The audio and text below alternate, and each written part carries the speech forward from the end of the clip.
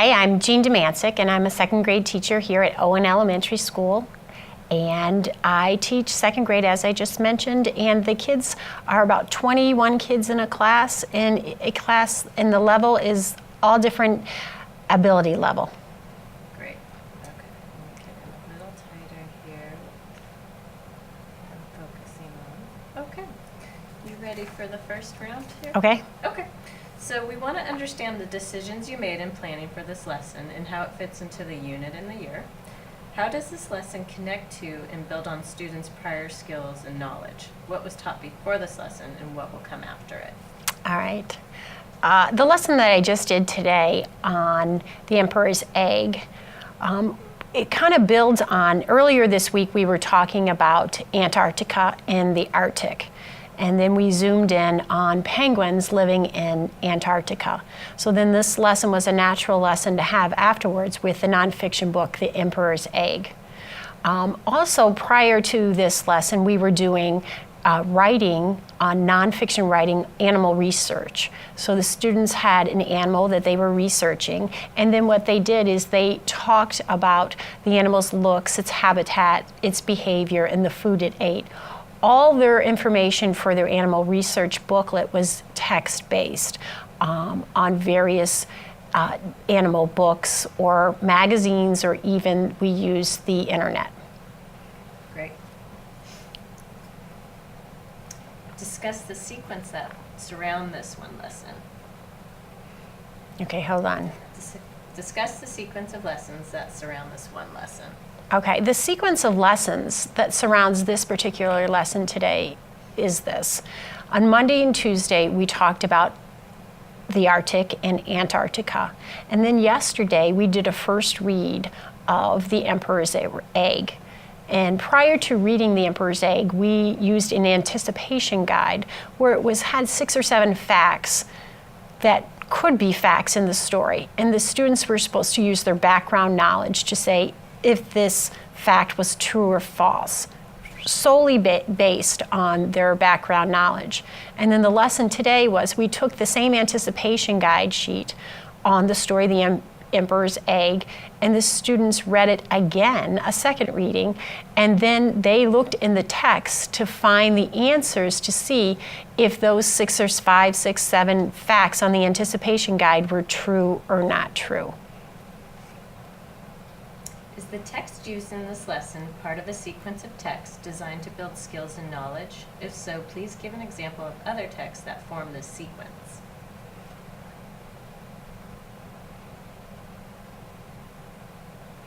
The text used today was from the Harcourt reading series, which is our school reading series. It's at a second grade level.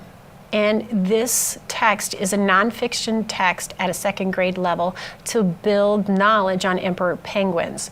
But it also is to practice skills of looking at pictures, looking at diagrams, reading captions to gain information that could be in that text.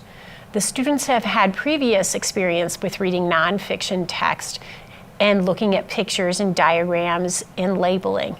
So this is an extension of that in a second practice, or probably even third practice, at reading nonfiction type text. We will continue to read this type of text throughout the year. Good. Talk about the standards targeted in this lesson. What did you do to make the lesson reflect the full intent of the standard? You want me to pause for a minute? Yes. Okay. So we're recording. Talk about the standards targeted in this lesson. What did you do to make the lesson reflect the full intent of that standard? The target for this particular lesson focuses on the Common Core standard of reading informational text. All right, and in reading that informational text, we were really zooming in on the standard that focused on asking those 5 W questions: who, what, when, where, and why, and how, and applying those 5 W questions to nonfiction text. Also, we discuss the standard of what was the author's purpose. Why did the author write this nonfiction text? Was it to persuade us, to inform us, or entertain us? And I love the way the students noticed that it was both, to inform and entertain us. But they thought the main focus was to inform us. As the students discussed and read the text and worked on text-based questions, I also noticed that the students had to share. And in sharing them, we worked on our speaking standards for second grade, for taking our turns in speaking in complete sentences, and building upon what someone else had said in the discussion. Which of the core action indicators do you think this lesson best exemplifies, and why?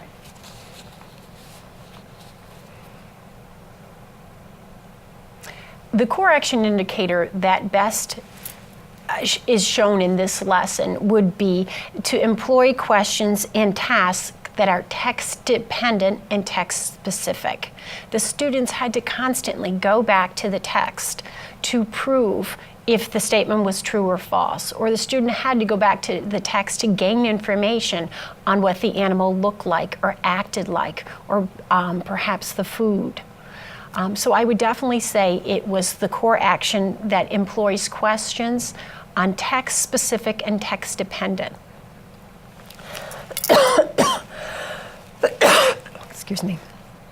Okay, so the next set of questions, we're interested in how the shifts required by the CCSS are being incorporated into your instruction. First question, discuss how this lesson illustrates the shifts required by the CCSS. The shifts required by the CCSS are very interesting and are definitely a shift in my teaching and in my classes' responses. The students now need to go and give text-based answers, not answers based on their schema, their background knowledge, which they had done mostly in the past. But they are required to look at the text and see specific answers that are in the text and state those. The second shift, I would have to say, is just the reading of more nonfiction material. The students hadn't read as much nonfiction material, so reading that and applying the strategies to nonfiction, reading slower, rereading, highlighting words that maybe were new to them. How did you teach the content of this lesson or this text prior to the CCSS? What is the same and what's different? In past years, we had always done this story, The Emperor's Egg. But in previous years, we maybe had done just a worksheet to follow up on The Emperor's Egg. We hadn't really kind of dove into the text and really kind of taken it apart. For example, I've never used the grid of thinking about the looks and the habitat and the behavior and the food. I'd never seen it through that lens, where the students had to not answer specific questions, but look at categories and take information from the text and put it in a particular category. I found that this was definitely more difficult for the students, but very rewarding. Student engagement is crucial to the work of the CCSS. We want to understand how you ensured that all students had the opportunity to productively engage in the work of the lesson. How did you support all students in working with grade level text? For example, how did you provide scaffolding for students below grade level so they can read grade level text? Reading grade level text and above is sometimes a challenge for certain second graders. This morning's lesson, I definitely noticed a student who is not reading perhaps at grade level and experiences difficulty with grade level material. And noticing that, I moved closer to that student. I helped him track, and then I gave him positive feedback when he was tracking. When he was working on gaining the information to fill out on the grid as far as the food, the habitat, and the looks, I reworded questions. I said comments to him to help him kind of figure out what it meant to look back in the text. So in those ways, I worked with that student to make this lesson appropriate for him. Okay, continuing on to that question, how do you provide support for students who are reading above grade level text? So how do you create opportunities for students who are advanced to engage more deeply? Okay. For students that are reading above grade level text, at the end of my lesson, I had an article that I felt was above second grade level. And during that time, those students had the experience of reading that article and highlighting words that perhaps were new to them. This article was quite challenging for the grade level, but for the above grade level, it was a positive experience that was very rewarding. Also, the students that were above grade level text had a chance to read that text and infer and share their inferences with the class. So not just answer literal questions, but when reading at grade level, they could use skills that were higher level, such as inferring, and share out their thoughts. How did you know that the students were able to successfully respond to the text-dependent questions in tasks with precision? As the students were going through their anticipation guide, it required them to go back to the text and answer these text-dependent questions, whether they were true or false. I knew they were having success when they could note the page that they were on. The activity was done as a group, so if at first students were having difficulty, the group was there to support and help them. And I believe that many of the students, as we continued on reading and finding these anticipation fact answers, that they caught on to it and they kind of got the gist of what we were doing. Did students acquire the literary skills addressed in the lesson? Students were able to acquire the literary skills that were addressed in the lesson. We definitely expanded our vocabulary. We talked about various nonfiction features and how they were used to extend information to us. Then, even when we came to decoding words, students were self-monitoring. They listened and they said when it didn't make sense. Also, they were decoding and trying to figure out words by using some of the word study skills we talked about, perhaps blends or endings. What I'm really proud of is in our classroom, we have a saying, do you need help or time? And in saying that, you give the student an opportunity to try to work on those decoding skills, but yet scaffold and help them if they do need that help. And so at one time, a student said, help. And in giving that help wasn't giving the answer, it was truly giving help. And it was success, he figured out the word. What did you do for the students who did not acquire the literary skills addressed in the lesson? There will be and always be students who have difficulty reading at grade level and have difficulty using those literary skills that are associated with second grade reading. We will be working in small group, asking the same questions and showing them how to answer those questions. I believe that the small group work with the literary skills using the same text as the large group is one way to reach those students who need additional help. Which behaviors from Core Action 3 did the students best exemplify in this lesson? And what actions have you taken as a teacher to make that happen?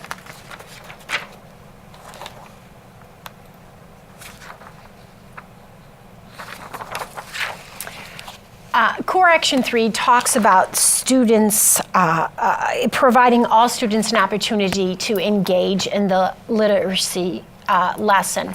What I've done in my classroom is definitely create a very safe environment. Students can go ahead and take risks, and if they aren't successful, they know that I'll be there to help them. They know that if they're not going to be tracking or reading or paying attention, that I will move closer to them so I can help them re-engage in the lesson. Students also feel very comfortable saying to me, "You're going too fast," or "I can't find my spot." Those are words that they say verbally that I then know to slow down. The environment is definitely safe and friendly. Also, not only am I friendly with the students, but I find that the students are friendly with each other. It's a very helpful fostering environment where one student will help another student or even praise another student if they get it right. Was there something today that delighted or surprised you with the work of the students? As the students were working this morning on filling out the sheets on food, habitat, looks, I noticed that they were rereading the whole story to find the information. And I was a little surprised by that. I thought we had read it twice, we had really discussed it. I thought that when it came time to just kind of fact-finding, that they would know exactly where in the story that it said how tall an emperor penguin was, or where the habitat was, Antarctica. But I found them going and rereading the whole story, which wasn't my original intent. So that was rather surprising to me. But as I moved around to the groups, when I noticed this behavior, I asked some questions, rephrased the page. Like, do you remember where they said they lived? Can you show me that page? Rather than have them reread, to try to break that rereading the entire story. Great instructors are continuously learning. We want to understand what you celebrated in this lesson and what you would improve upon. First question is, reflecting on the lesson, what worked particularly well and what might you do differently? In this lesson, something that went well and has gone well with this class is their love of learning. I felt like the kids were very engaged in the text. They were very respondent to the text. It showed comprehension and it showed engagement.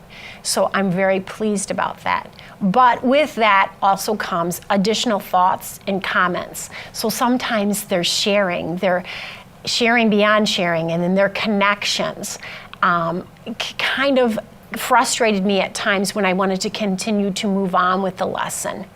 So it's kind of a two-edged sword, that you love for them to be so engaged that they can't stop talking, but sometimes you're ready to keep going.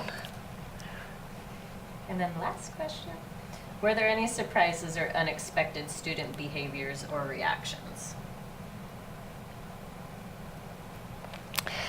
There was one surprise during the lesson with a student behavior. It was a student that perhaps a student who struggles to read at a second grade reading level. And I actually saw tears in his eyes during one of the work breakouts. I know that he randomly got paired up with a student that is a very good reader. And at first I thought that would be a great matchup, but I think he felt very overwhelmed by that student, and it caused him to feel nervous and frustrated. So I definitely tried to go to that group and work to smooth things out and help him feel much safer. Great, that's it. All right, great, thanks. I know, we're rolling right now. So do you have Okay. any other things you'd like to mention about today's lesson? Well, I just know with the shifts that we are going to be using a lot of nonfiction as well as fiction. So earlier this week, I used, as we studied the poles, the North Pole and the South Pole, the Arctic and Antarctica, I used a wonderful nonfiction book that really had a lot more pictures and of the two poles, as well as another nonfiction book, which was a different type of nonfiction book that gave more of facts and kind of animated pictures. The kids enjoy animated pictures that the kids really enjoyed very much, besides the actual photograph pictures. But I want everyone to know that the Common Core isn't solely nonfiction, that I'm really looking forward to tomorrow sharing the book North Pole, South Pole, because this is definitely a fiction book about two penguins. One lives at the North Pole and one lives at the South Pole. And I know that the students will immediately say that this is fiction because penguins can't get in a boat, penguins can't build a boat, and penguins can't kind of solve problems. But the other thing that I'm hoping that they notice tomorrow is that there are no penguins at the North Pole. And we've studied that. So when I ask the students, is this fiction or nonfiction, and they say fiction because penguins can't act the way they're acting, I hope they also say that it's fiction because, Mrs. D, penguins don't live at the North Pole like one penguin does in this story to visit his cousin at the South Pole. So know that the Common Core Standards is a wonderful blend and balance of nonfiction with accompanying fiction books.